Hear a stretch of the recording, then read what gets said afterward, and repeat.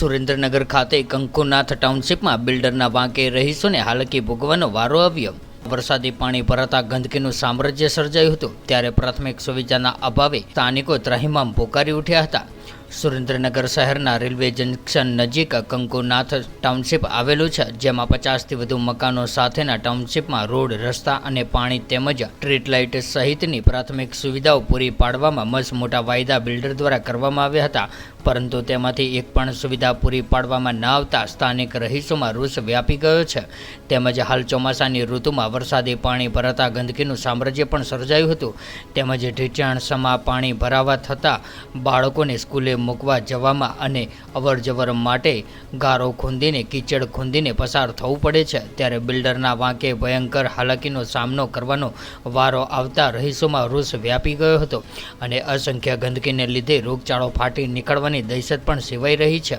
ત્યારે આ અંગે વધુ મળતી માહિતી મુજબ રેલવે જંકશન પાછળ આવેલા કંકુનાથ ટાઉનશીપમાં અંદાજે 50થી વધુ મકાનો આવેલા છે, પરંતુ જે તે સમયે મકાન ડોલરભાઈ ચુડાસમા નામના વ્યક્તિ દ્વારા મકાન ખરીદી કરી ત્યારે પ્રાથમિક સુવિધાઓ પૂરી પાડવાના મસમોટા વાયદા કંકુનાથ ટાઉનશીપ બનાવનાર બિલ્ડર દ્વારા કરવામાં આવ્યા હતા અને મકાન લીધા ત્યારે ટાઉનશીપના બિલ્ડર દ્વારા રોડ, રસ્તા, પાણી, ગટર સહિતની તમામ પ્રાથમિક સુવિધાઓ પૂરી પાડવાની ખાતરી આપી હતી, પરંતુ લોકોએ મકાન ખરીદ્યા બાદ છેલ્લા 5 વર્ષથી પ્રાથમિક સુવિધાઓ પૂરી પાડવામાં ન આવતા અનેક પરિવારજનો મુશ્કેલીમાં મુકાઈ ગયા છે, જેમાં રોડ, રસ્તાના અભાવે હાલકી ભોગવવાનો વારો આવી રહ્યો છે। તેમજ દર વર્ષે ચોમાસામાં વરસાદી પાણી ભરાઈ રહેલા ગંદકી અને કીચડનું સામ્રાજ્ય સર્જાયું છે અને રોગચાળો ફેલાવાની પણ દહેશત સેવાઈ રહી છે, જે અંગે સ્થાનિક રહીશ દ્વારા અનેક વખત ટાઉનશીપના બિલ્ડરને મૌખિક રજૂઆતો કરવા છતાં પણ કોઈ જ ઉકેલ લાવવાને બદલે ઉડાવ જવાબ આપવામાં આવતો હોવાનો રહીશોએ આક્ષેપ કર્યો હતો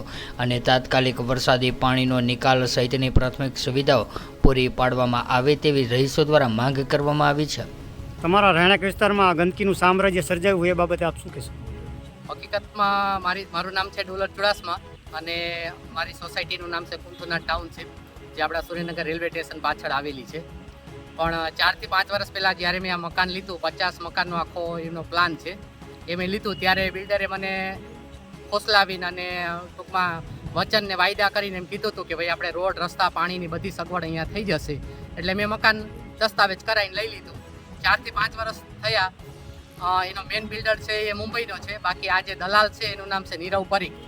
એને વારંવાર નહીં તો મારી પાસે 50 રેકોર્ડિંગ છે, મેં એને ફોન કર્યા, મેં તો અમે પાણી, રોડ અને રસ્તાથી હેરાન થઈએ છીએ, તમે આની કંઈક અમને સુવિધા કરાવી આપો, જે તમે વચન આપ્યું હતું એ પ્રમાણે। તો ઠાલા વચનો આપે છે, હા કાલ થઈ જશે ને પરમદી થઈ જાય, અને જ્યારે ફૂલ વરસાદ આવે અને ત્યારે આપણે એને વાત કરીએ ત્યારે એમ કે અત્યારે કામ થઈ શકે એવી પરિસ્થિતિ નથી, એટલે પછી કરશું એમ કંઈ પાછું સુકાઈ જાય, એટલે એમના ટૂંકમાં વચનો આપે છે, કંઈ કરતો નથી, એટલે ખૂબ હાડ મારી અમે ભોગવીએ છીએ। એમાં લાઇટનો પ્રશ્ન છે, પાણીનો પ્રશ્ન છે, મેન વસ્તુ તો એ છે કે રોડ જ નથી। હવે કોઈ અકસ્માત બનાવ બની ગયો તો શું કરવાનું? કોઈ 108 અંદર ન આવી શકે કે કોઈ અકસ્માતિક કંઈક જરૂર પડી તો કોઈ વ્યક્તિ બી સામેથી મદદમાં ના આવી શકે, એટલે વારંવાર રજૂઆત કરવા છતાં બિલ્ડર ઉડાવ જવાબ આપે છે, કોઈ કહેવાય ને કે એનો રસ્તાનો કોઈ હલ નથી કરતો કોઈ વસ્તુનો, એટલે એ આપણી ફરિયાદ છે। મીડિયા પર પૂરો વિશ્વાસ છે કે મીડિયા આ પ્રશ્નને વાંચા આપશે અને આવનારા ભવિષ્યમાં અમને આનો ન્યાય મળશે। પ્રાથમિક સુવિધાના મામલે તમારી સાથે છેતરપિંડી થઈ એવું લાગે છે?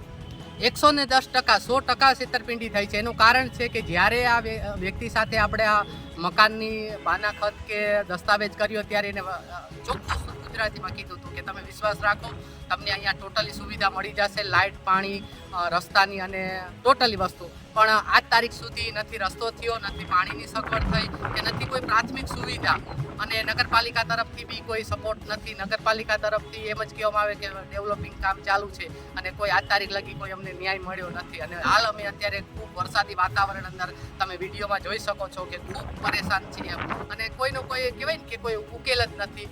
એટલે મીડિયા તરફથી અમને આશા છે કે આ પ્રશ્નને વાંચા આપે અને આવનારા ભવિષ્યમાં અમને આમાં ન્યાય અપાવે। છેલ્લા કેટલા સમયથી તમે હેરાન થાવ છો? 4 થી 5 વર્ષથી તો, અને 4 થી 5 વર્ષમાં અમે અનેકવાર રજૂઆત કરી ચૂક્યા બિલ્ડરની, બરોબર છે, પણ બિલ્ડરના પેટનું પાણી હલતું નથી। અને મારી તો સાહેબ એક વિનંતી છે કે મને પ્રશ્ન ભલે મારો હલ ન થાય, પણ આ 50 મકાનમાં જો બીજા કોઈ બચારા રહેવા આવશે ને તો એ 50 મકાનવાળા આ પરિસ્થિતિનો સામનો કરવો પડશે। એટલે હું એ વસ્તુ કરું છું કે કાં અમને ન્યાય મળે, બરાબર છે, અને કાં પછી મકાન પાછું લઈ લે તો અમે સારી સોસાયટીમાં રહેવા જઈએ તો અમને ફેસિલિટી મળી શકે।